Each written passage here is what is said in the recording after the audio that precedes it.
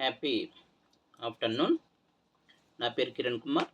మనము NLP basic ప్రాక్టీషనర్లో 4th day కూడా కంప్లీట్ చేసుకున్నాం. 4th డేలో మనకి ఇచ్చిన అసైన్మెంట్ ఏంటి అంటే act as F.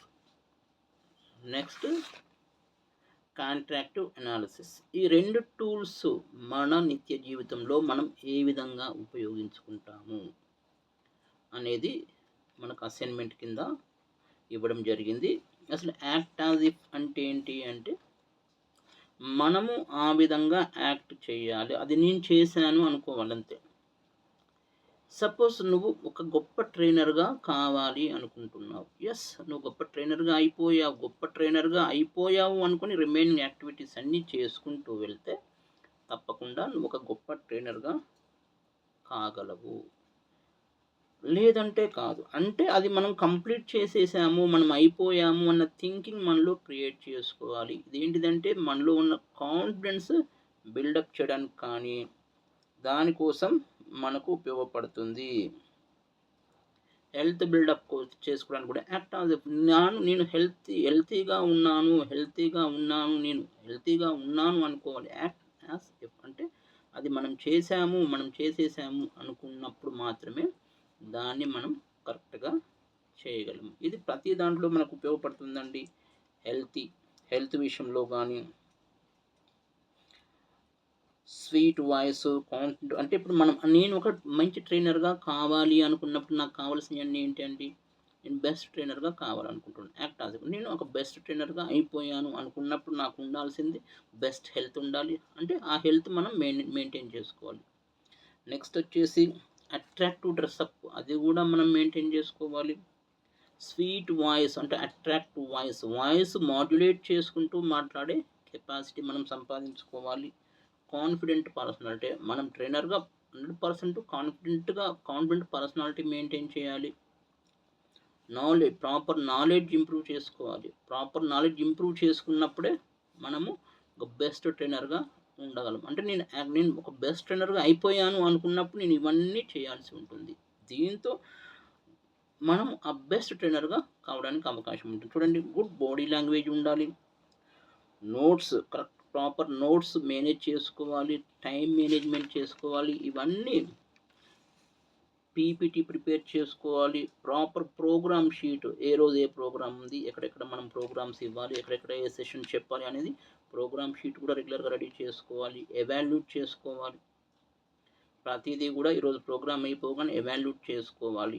Update the future requirement. ట్రైనర్గా ఫ్యూచర్లో నేను ఏం చేయాలి, ఎలా చేయాలి, ఇవన్నీ కూడా అప్డేట్ చేసుకుంటూ ఉంటేనే మనము ఒక బెస్ట్ ట్రైనర్గా కావచ్చు. అంటే నేను ఒక best trainer, act as if అనగానే బెస్ట్ ట్రైనర్ అనగానే ఇవన్నీ మనము సెట్ చేసుకోవడానికి అవకాశం ఉంటుంది. నేను అయిపోయాను అనుకుంటే ఎప్పుడు అయిపోతానండి? ఇవన్నీ ప్రాపర్గా మెయింటైన్ చేసినప్పుడు మాత్రమే నేను ఒక బెస్ట్ ట్రైనర్గా అవుతాను. సిమిలర్గా ఇది మనం ప్రతి ఫీల్డ్లో ఇంప్లిమెంట్ చేసుకోవచ్చు. ఒక బెస్ట్ స్టూడెంట్, నేను ఒక ఐఐటి సాధించాలి అనుకుంటే యాక్ట్ యాజ్ ఇఫ్. నేను ఐఐటి సాధించాను అనుకోనే దానికి సంబంధించిన స్టెప్స్ అన్నీ మనం నోట్ చేసుకొని వాటికి అనుగుణంగా మనం ప్రిపేర్ అవుతూ ఉంటే తప్పకుండా ఒక ఐఐటి సాధించవచ్చు.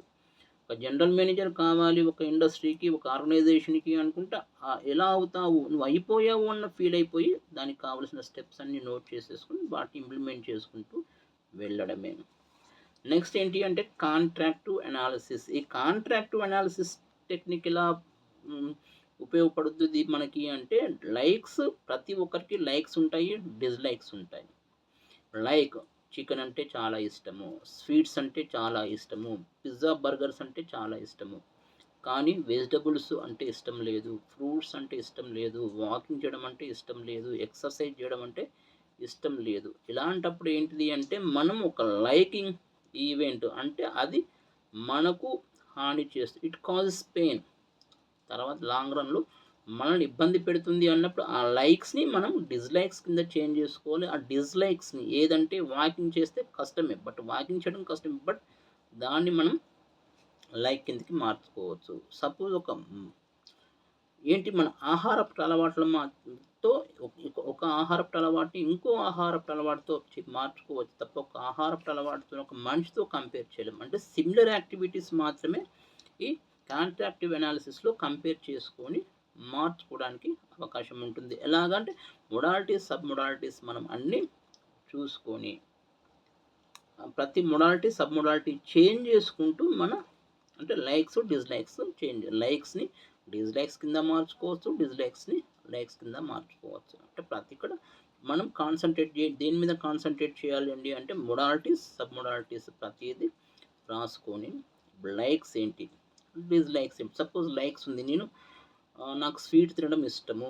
ఆ స్వీటు సపోజ్ ఏమనుకుంటాం, స్వీట్ ఏ కలర్, సైజ్ ఎంత, కలర్ ఎంత. మనకు లైక్స్ అనేది దగ్గర చాలా పెద్దగా కనబడుతున్నాయి అనుకోవాలి.